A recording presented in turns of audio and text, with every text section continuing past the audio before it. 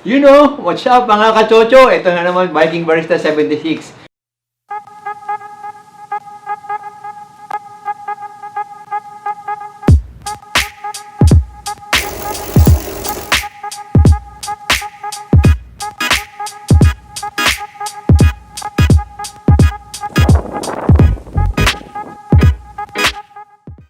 Meron po ako ibabahagi sa inyo ngayon yung naging ride namin na sa akin farthest ride para sa akin. Siguro sa magmula nagbisikleta ako. Alamin natin bakit ba o paano namin nagawa yung 148 kilometers ride. Kasi may mga nagsasabi, 148? Wow! Hindi ako makakasama sa kanila. Malulupit yan, matitikas na yan. Sabi pa na isa, wow, 148. Isang linggong ride ko na yata yun, o 2 linggo. Sa inyo, isang araw nyo lang tinira. Yun po ating alamin. Alamin natin kung ano talaga nangyari doon. Paano namin nagawa yan. Amazing Right on! Without further ado, let's go! Pasok! Mga kachocho, gusto ko nga palang paalam muna sa inyo kasi sa unang footage ng video na to, meron tayong descend. So, lagi ko sinasabi sa mga kasama ko, pag descending tayo, dapat mas maingat kayo. Di bali ng sobrang tuling ka pataas, wag lang pababa. Kasi alam nyo naman, 2 gulong, oras na sumemplang ka rito, gas-gas, at ang pinakamasama kung magkakabali-bali ang mga buto mo. Kaya sana, sa mga pababa, medyo alalay tayo. Talagang hindi natin maiwasan, masarap siya, pero dapat ingat tayo.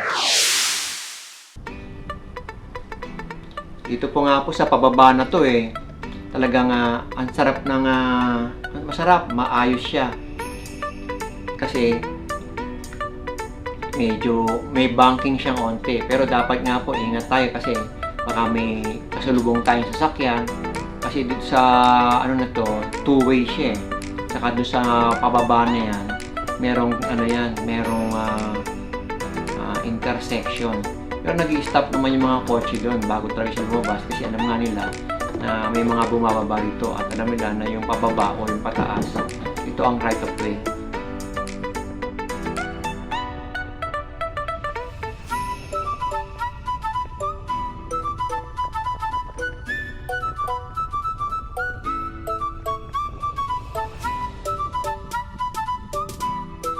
Itong part naman pong to, ito yung road part. Dito parang semi-beach. Pero lake lang po ito. Itong time na to, Sunday. So, nagsimulang dumagsa yung mga tao. Matagal pa silang hindi nakakapunta rito. Saka samantayin nyo nila talaga ng summer. Maganda sa lugar na to kasi dito may kayak for rent, may boat for rent. Tapos ang tao, nag-celebrate sila minsan ng mga birthday nila. Diyan, may mga dala silang music, sounds. Tapos rin sila dyan, nag-iihaw-ihaw. So, family bonding, yan. Nagdadala sila ng bike, tapos yung mga anak nila o sila, nagbibisikleta. Hindi ka naman maliligaw kasi trail lang to. So, kung saan ka dumaan, yun din ang dadaan mo pabalik. Yan, tulad niya, may mga nagbibisikleta dyan. Ating nga doon sa taas, yung bandang kanan dyan, meron dyan yung kumadaan dyan yung GO train. Tapos, pagdating sa taas, makikita mo yung tanawin. Maganda.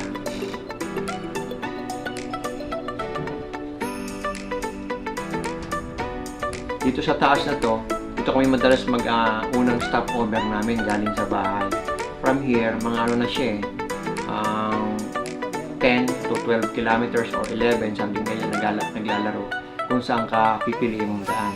So nakikita nyo po, maganda talaga ang view dito. At that time, cloudy siya. So parang pupumilit lumabas yung araw dun sa clouds. Yan po yung view. Dito sa bandang kaliwang yan yung trail ng waterfront. So nice.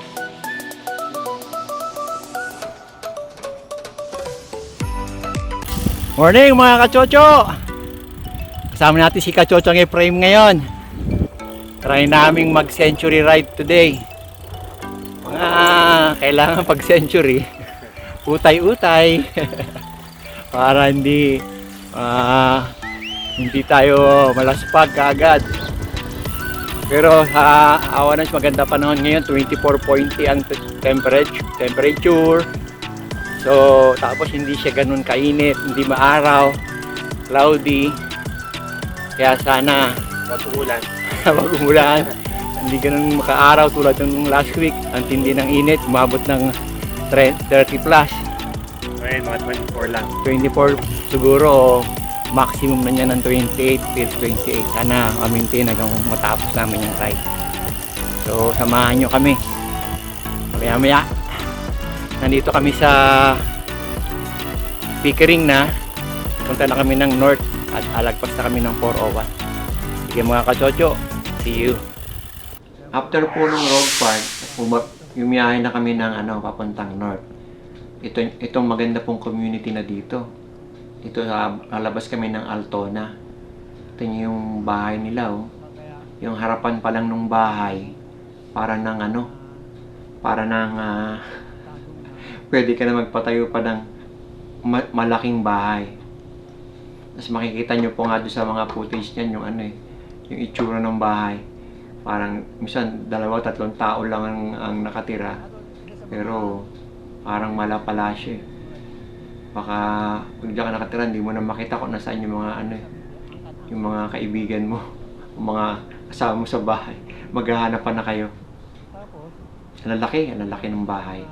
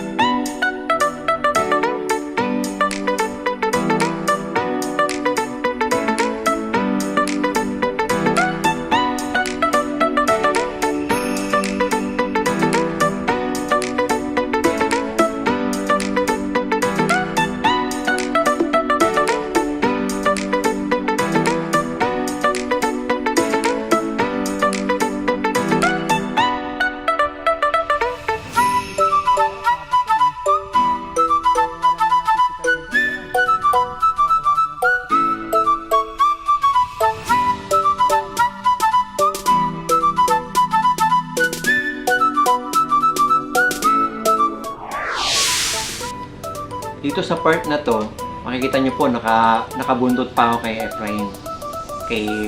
Sa kachochong Efrain. Kasi yung legs ko medyo fresh pa.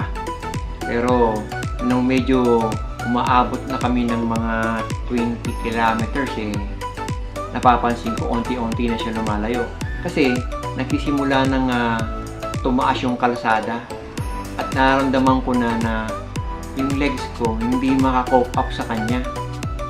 Kasi nga po, ang isang sa dahilan, bago itong ride na to, nag-ride ako nung kahapon.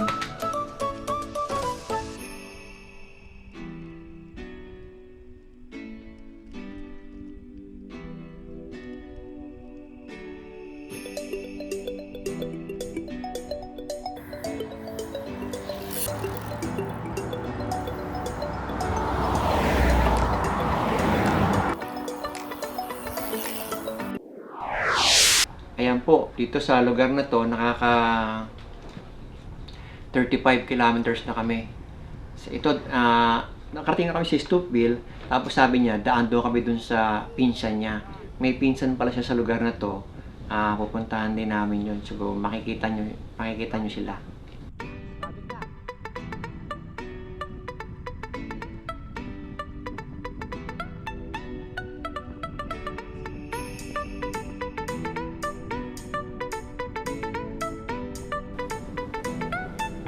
Yan nga palang bandang kaliwa, mga townhouse yan. Tapos sa kanan, mga condominium. Sa townhouse nakatira yung pinsan ni Efrain.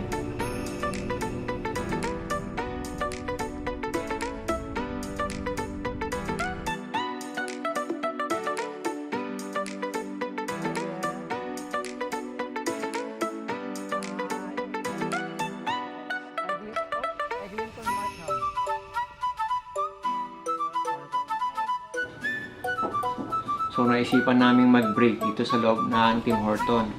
Kain muna kami ng donut, kain muna kami ng muffins, saka kape. So, pero ang balak talaga namin, maka 100 kilometers kami.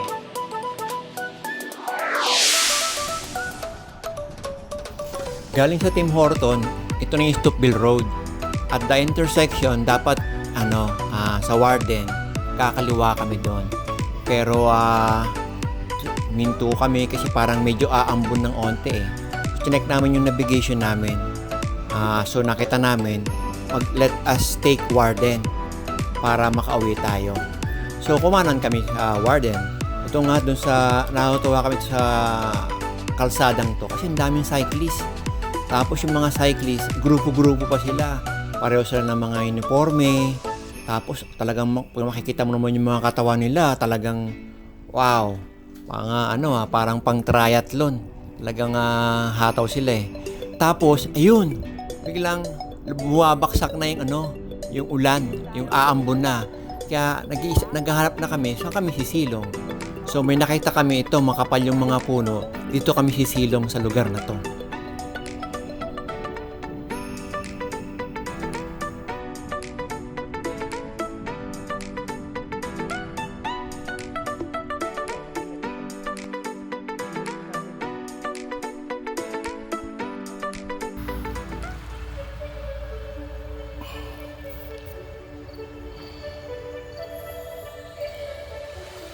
Yan po yung bahay.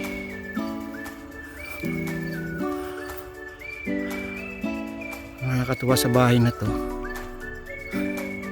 May golf course. Naman. Meron siyang swan. Or anong tawag dyan? Meron siyang dun. Ito po ang gate.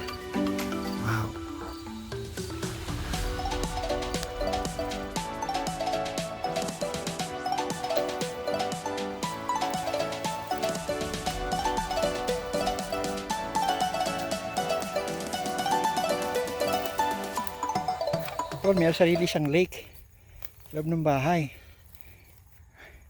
Ayun may lake, tsaka tignan mo yung gate. Ayun, meron siyang horse riding dun grabe. Parang trespassing na tayo nito. Hindi, nasa labas tayo ng bakod eh.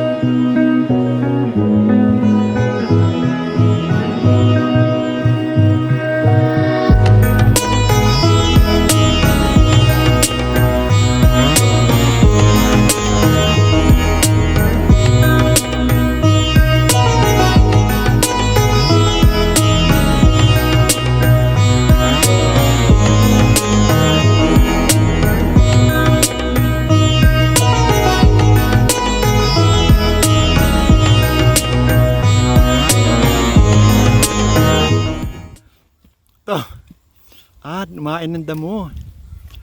Alright, tulog, hawakan mo sa kamay. Sa ano? Buhayang. Ha? Hindi kaya mahangga to, tol? Ha? Kung hawakan yung tol.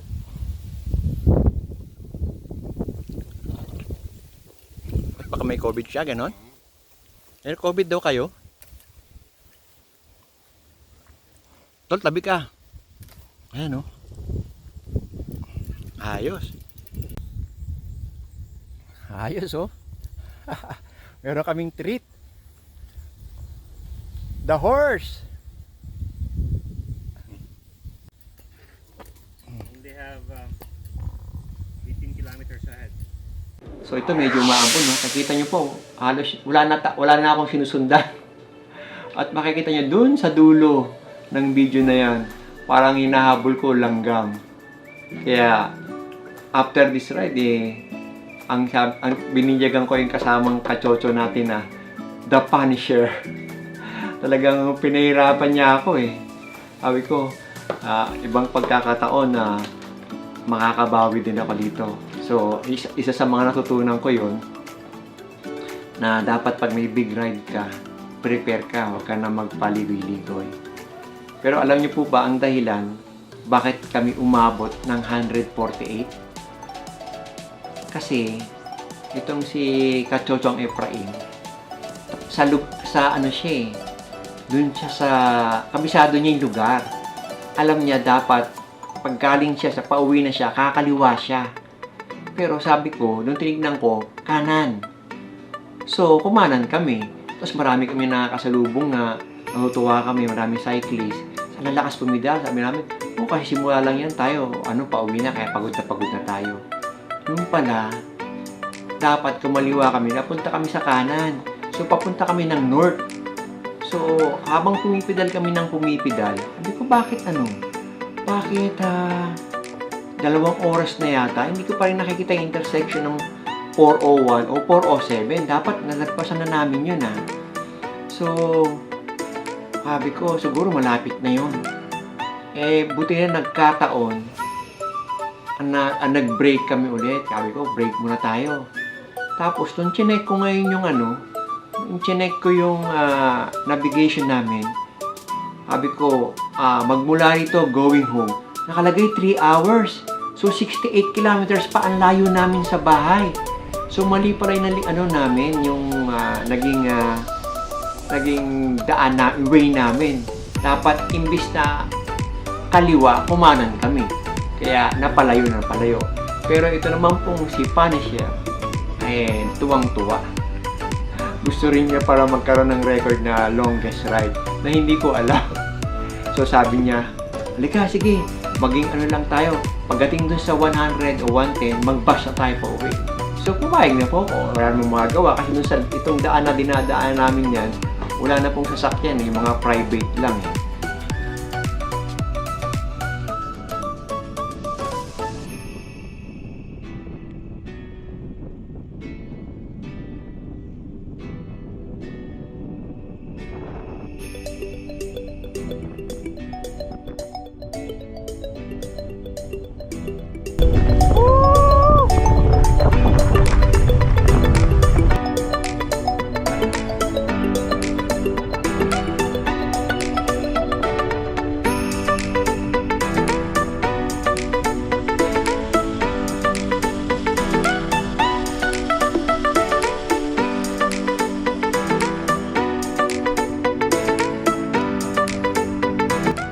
Ito, nakuha na natin ng pagkakataon yung gate na bumubukas. Kaya pala siya ginamitan ng automatic door or remote control na door kasi napakalayo ng bahay niya dun sa gate.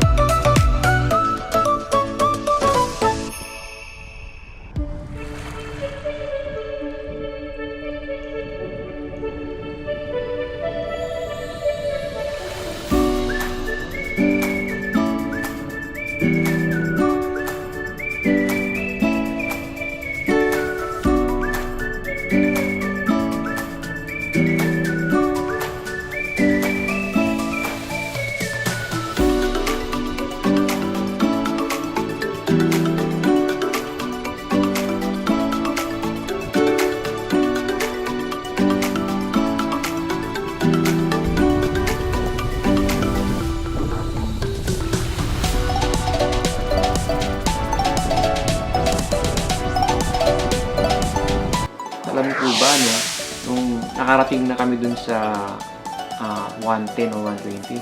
Sabi niya, Brad, Kachocho, kumain nilang tayo para may lakas tayo. Kasi tuloy na natin. May magagawa ka pa ba? Buti nilang from town area ng Warden going home. Patag siya. Hindi tulad ng pinanggalingan namin. 1,000 elevation po lahat ang total. Papunta pabalik. Talagang ang taas.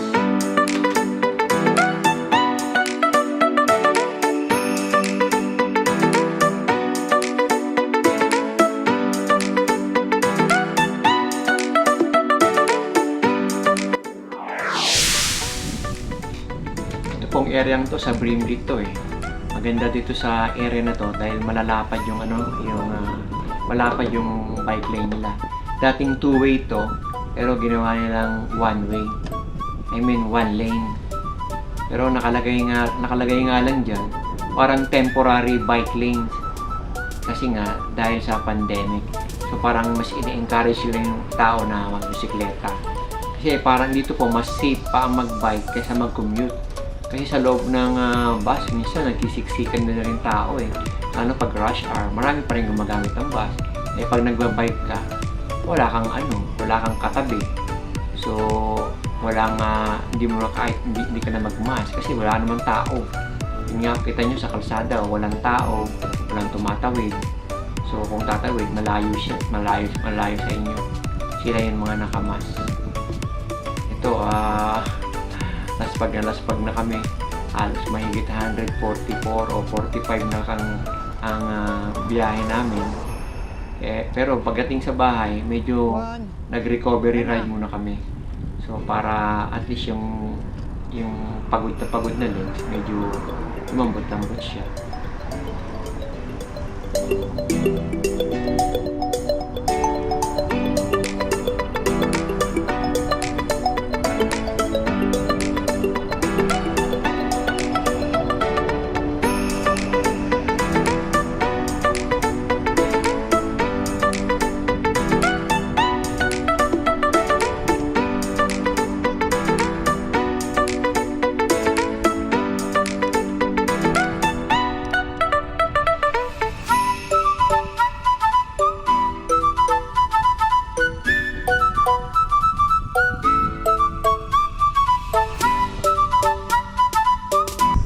Parang gusto pang bumalik, Brad ah. Patang tayo konti. Parang gusto pang bumalik. Tara. Pwede na magbiro kasi andito na tol eh.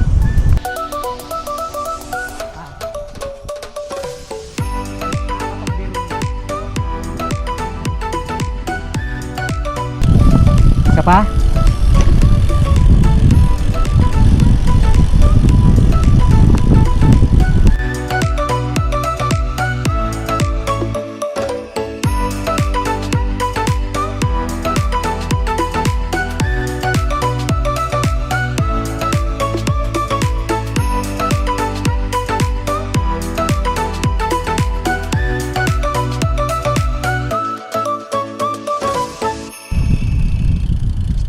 Stop ang Garmin, stop ang Strava. So yeah mga kachocho, alam nyo na kung bakit naging longest ride yon. Dahil naligaw kami. Pero meron ako isang theory. Itong si Punisher Ephraim, alam niya tong lugar na to eh. Pag galing siya rito, kakaliwa siya ng Warden. Pero nung kumanan ako, hindi niya ako pinigilan. Hinayaan lang niya akong dumiretso at iniwan niya ako. Kasi alam niya na papuntang north yun. Kaya ganun pong nangyari. Gusto niya mag-adventure at mapunta yung lugar na yun. Nagkahaba-haba.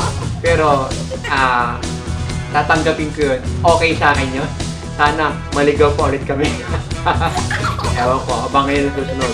Pero bago ako magpaalam, shoutout muna doon sa ating dalawang kachocho na nag-request, si Black Retriever at si kachochong Tolis Laksamana. Shoutout sa inyo. So mga mga kaibigan, mga kachocho na hindi pa subscribe kayo sa aking channel. See you on my next video. Peace!